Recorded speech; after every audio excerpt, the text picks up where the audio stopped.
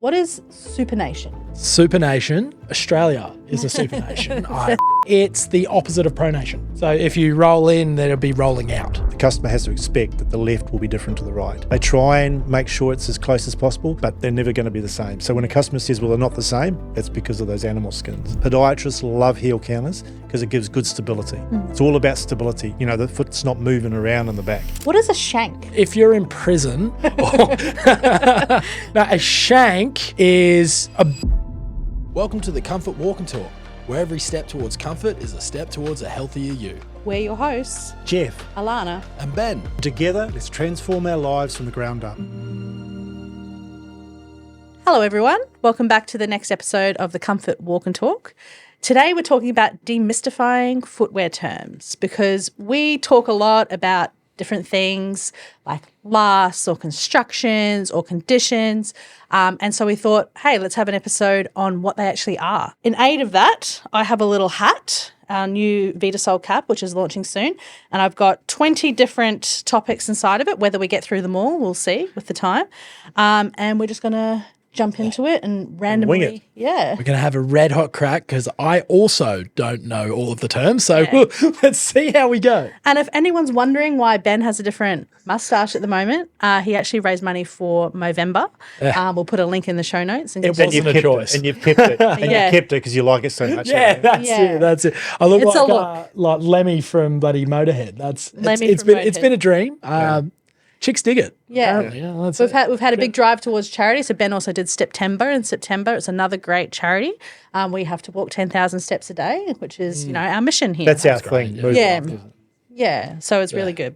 All right, let's get started. So I'm just going to grab a topic out of the hat. Okay. I'm going to give this one to Jeff out of fairness, Ben.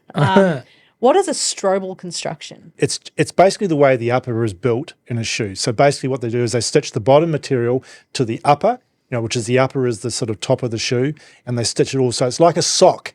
They build a sock around the upper of the shoe, and then they stick that into the outsole. That's what a strobel construction is. And it means that pretty much you've built your shoe around the last before you put it in the outsole.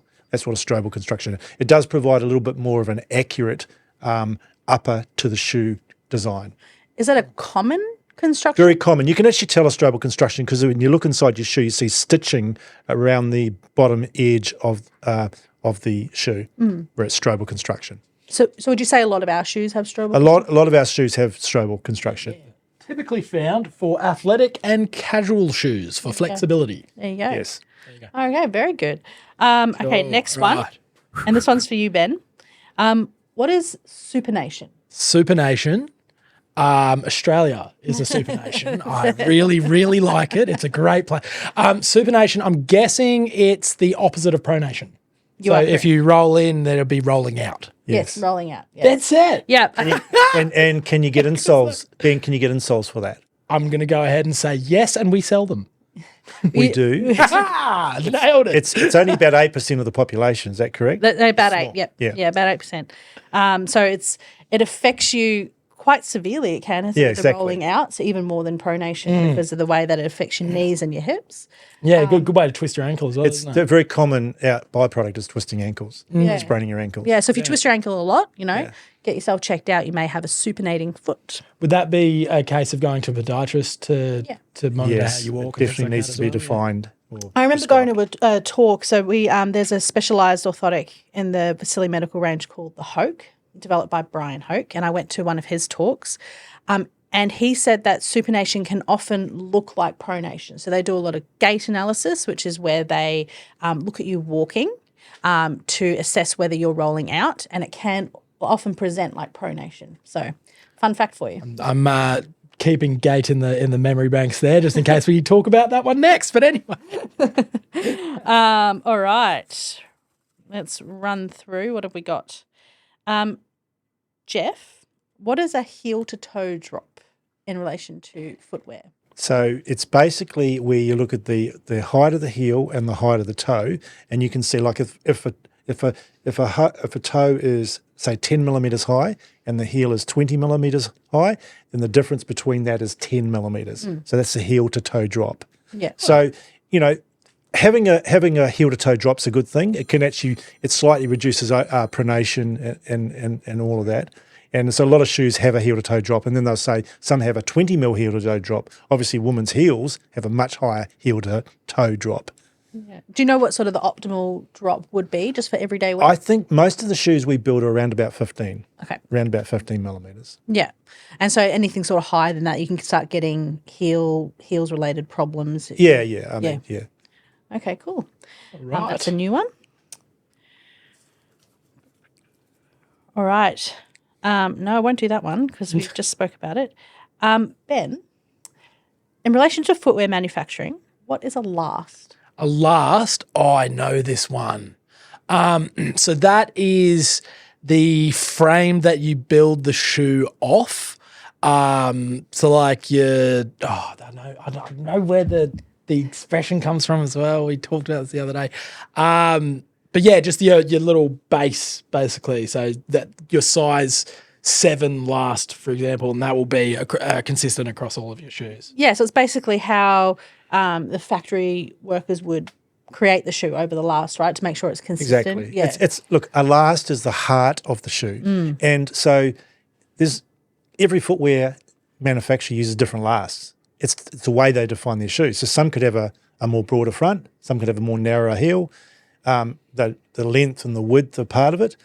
The size, the breadth, the girth, everything is in the last. So that's why no brand is the same because they use different lasts. So it's part of the IP of the brand. It's the IP of the brand, definitely. Yeah. So we spend a lot of time on last development, making sure that we've got shoes that fit more of the population. That's the other thing. We were talking one episode about scanners, and it's giving information to us about what is the most common, foot shape.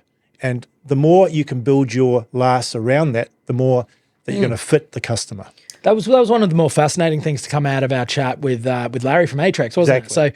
So they do foot scans all over the world, and what they said they'd done about 6 million in their 60 million. 60 million. 60 million. Yes. Wowee, in their times, and that's from all different regions. And so, a foot of an Asian person will fit differently to the foot of an American person and things like that. And they have backed that up with data to make sure that their lasts make sense for wherever they're selling their shoes, which is really, really interesting. So what do they look like? The last looks like a foot, like a plastic or a foot made of material, wood sometimes. That's what a last looks like. And you have lasts for all the different sizes and all the different widths. So you could end up with one shoe, you could have 30 lasts.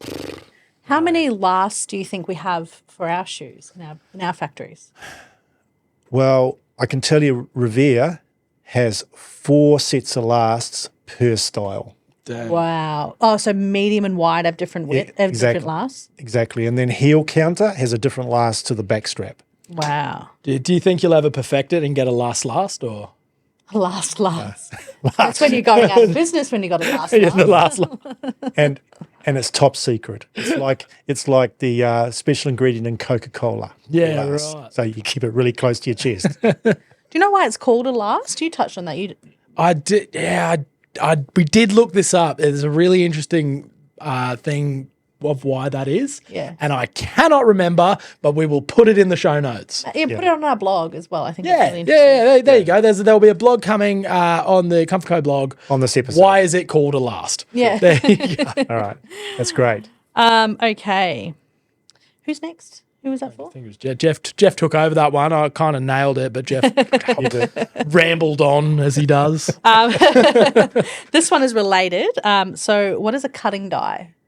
So a cutting die is when, you design your shoe and you design all the uppers and the straps and everything, and then you make these knives, or they call them knives, that basically allow you to cut all the bits and pieces of the shoe upper, and then there's a set of knives or dies for every single size.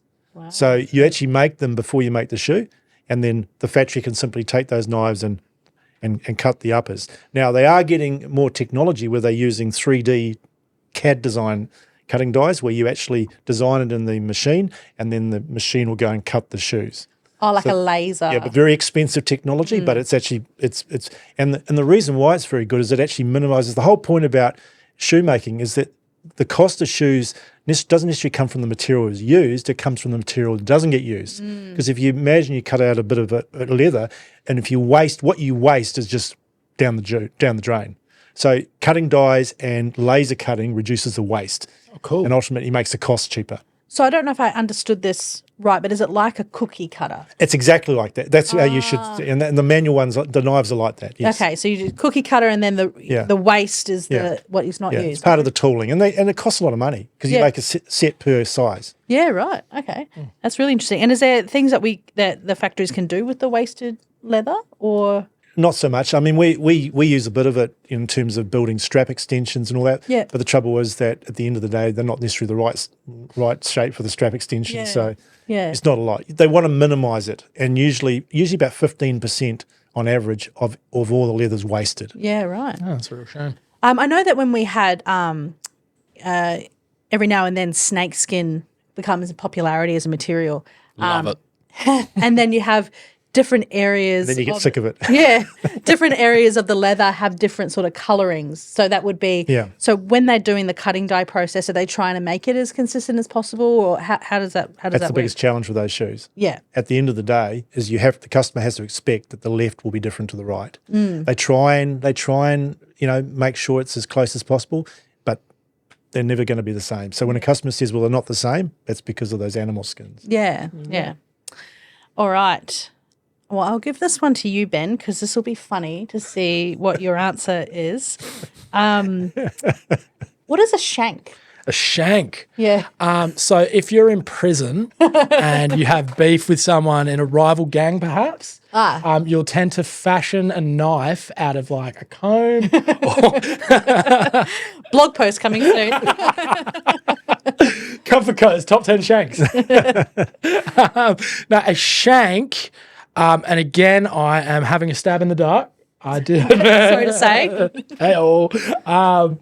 Is a bit that runs through the middle of your shoe, so down in the base of it, and that's what keeps your stability. So it's like your little base part, generally of like plastic or something like that, so it's rigid. You've surprised me. Well done.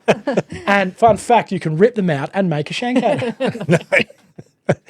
No. I don't know if you can. It is. It's in the sole of the shoe, and it's either made of metal or plastic, and it supports the shoe, and it stops it from bending. And our lovely podiatry partners, the first thing they look at when they grab our shoes is they bend them in a U. Not that anyone walks in a U, but they bend them. There's no shank. So we build shanks into most of our shoes for that reason. Yeah. You want the stability, and that's what a shank provides. If we have any prisoners listening or any ex-prisoners, if you've ever made a shank out of a shank, please let us know in the comments. A shank. A shank. Now, the metal ones, can they go off at the airport? Yes, they can. And most shanks now are built of a very hard PVC or for that plastic. reason. Yeah. And okay. So they're airport friendly. Airport friendly. Okay. All right. Okay, Jeff. We talk about a lot about shoes being made of nice, soft EVA. So what is EVA? You can jump in. Go for it, mate. It is ethyl vinyl acetone. And it is a combination of, did I get that right? Ethyl vinyl acetone? Ethylene vinyl acetate. Damn it. Yeah. Close. So it's a mixture of that vinyl and the acetate, and that it creates a dense plastic which is still spongy and springy and things like that, and very, very durable. Out of the combination of those. So if it has more acetate in it, it'll be a bit more rigid. If it has a bit more ethylene vinyl, it'll be softer. But the combination of both means that it's both durable, bouncy, springy, and things like that. And my favourite thongs are made entirely of them, and it is amazing. So that would be the VitaSol Vitality. VitaSol Vitality. Not that you've ever mentioned it. I remember when you brought back the prototype from the factory. So the way that the Vitality flip-flop is made is it starts off very small and then they blow it up. Yeah, it's a little mould that's probably 1/10 of the size of the sandal. They make it and they take it out in a hot environment and it blows up like a cake. The thing about EVA, the nice thing about EVA, it's used, and by the way, EVA is one of the most common materials used in athletic shoes. for that reason, is they can make it different hardness, as you said. So you have softer and harder, and that's really the bounce factor. Yeah. So when they do that expansion, the small shoe to the bigger shoe, the heating process puts air bubbles in within the plastic, which is how you get that bounce. Oh, Correct. okay. Yeah, exactly Yeah, right. very cool. And so, when you look at a Vitality sandal, one of ours or any EVA, the interesting thing is a very precise amount of time that they have to allow it to out of the mold to explode or come up, and then it's very, very, very precise. Otherwise, they can go smaller or bigger, and so you get a whole range. So there's a lot of technology in it. So when they make EVA shoes, normally is it always that expansion No, process? it's not all. Sometimes that's called blown EVA. Blown EVA, okay. But sometimes it's more of a straightforward molded EVA where it's molded to the right size in the mold. Okay. So I actually wrote a blog about this. Is why I sort of know what the name was there. I wrote a blog about it. That's up on the Comfort Co blog there as well. You didn't do a chat GPT on that one. I did not. I nerded out on it real hard because I found it pretty fascinating actually. So yeah, no, if you look want like more a really info school kid with your hands up. Oh no, it's rare that I know the names of He's got it. scientific things, mate. Like if I've got a chance to flex, trust me, I'm going to flex. Deoxyribonucleic acid. That's DNA, kids. Hey. There you go. All right. Next one. Jeff, since you were rudely interrupted on the last one, what is a metatarsal pad?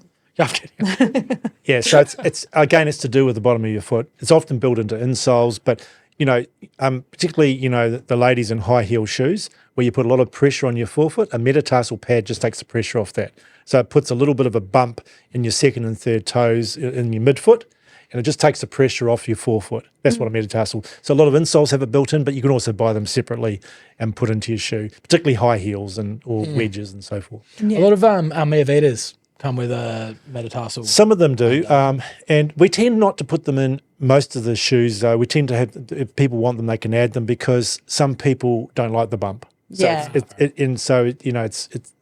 I'd prefer that they add most of the time. Yeah. So have a bit of cushioning Yeah. and then add it on top if you need it. Yeah. Very good. Busting through these. Yeah. So Ben, Jeff talked about strobel construction before. I'm in a lot of trouble here. And I'm not going to put my hands up.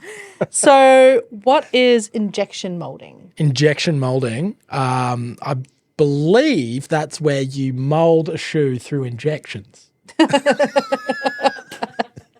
It's a good guess, but it's pretty much right. So Nailed it. a manufacturing process where liquid material, e.g. EVA, your mate, is injected into a mold to form shoe parts. Like shoes. Perfect. Yeah, I told you. So if I can demonstrate this shoe here, basically the upper is built. So the leather upper is all built. It's a separate upper. What an injection mold does is we've got a mold there, and you put the upper into this mold, and then literally you pour the white material into that mold, and it forms around that upper. And the difference between a normal outsole and an injection mold is that you would normally create an outsole separately, and you would create the upper, and then you'd stick it on it. In an injection mold sense, it actually injects around that upper and glues as part of the process. It means it's a very, very good finish in the shoe because there's no rough pieces and all that. The upper's really melded into the outsole. Okay. Yeah, right, wow. Is that a common construction? No, it's not common. We did in Revere to provide a really good smooth environment for the removable insole. And it's one of the few products that do that in the market.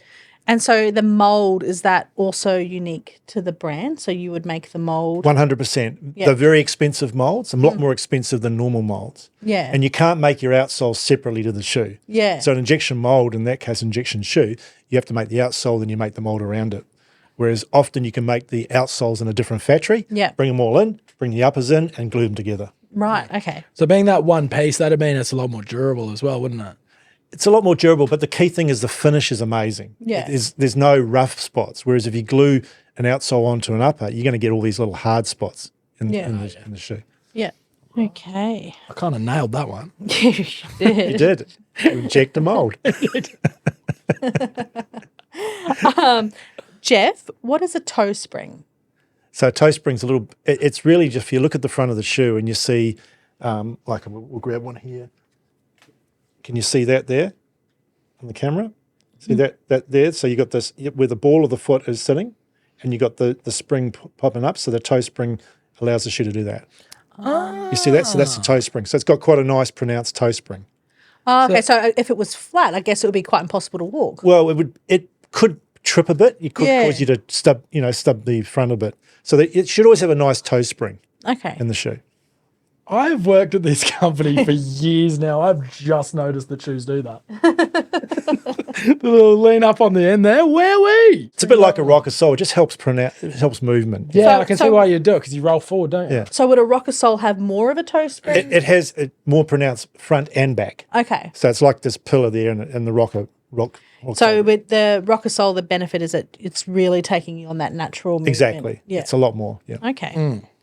Cool. I don't think rocker sole is part of this little thing, so that was good to get that one out of the way.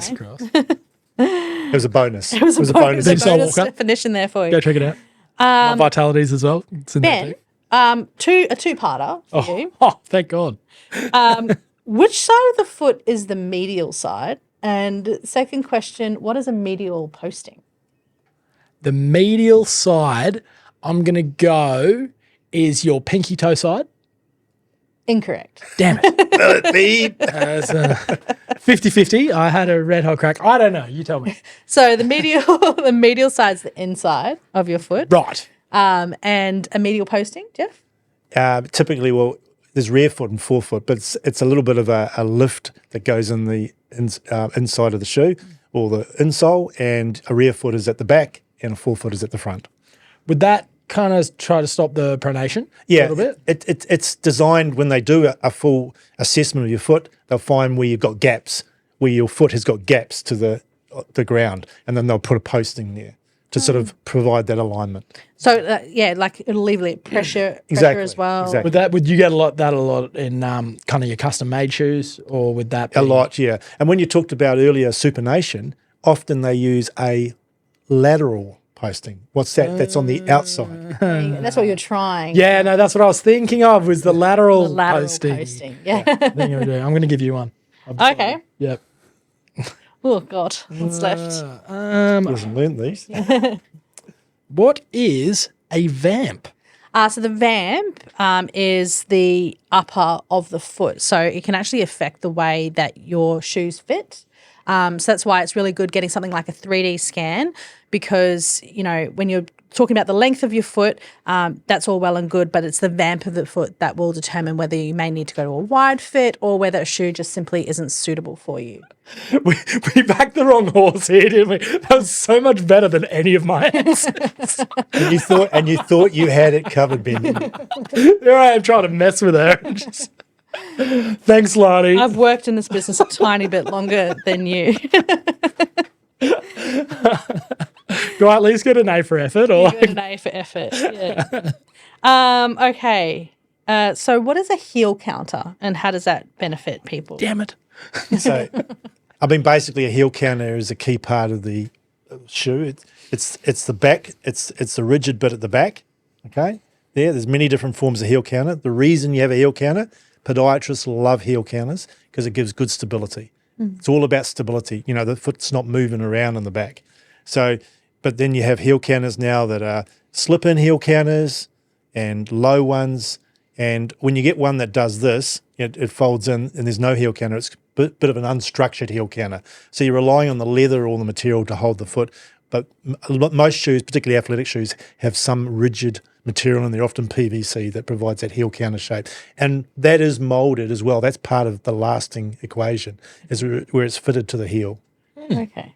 So it provides stability in the ankle so that, okay. Yeah. And so if a shoe doesn't have a heel counter, like an open back sandal or something, so you're relying on sort of the inner sole. You're going to be moving around a bit. So it's not going to hold you in place as well as a heel counter. Yeah. Particularly if you're using insoles. You want to be held into the insole, the arch support correctly. Yeah. So your heel cup could do a lot of heavy lifting there as well, which is a little divot at the back where your heel goes. Yeah. Exactly. Yeah, that's exactly. true. That's part of the equation, having a good deep heel cup.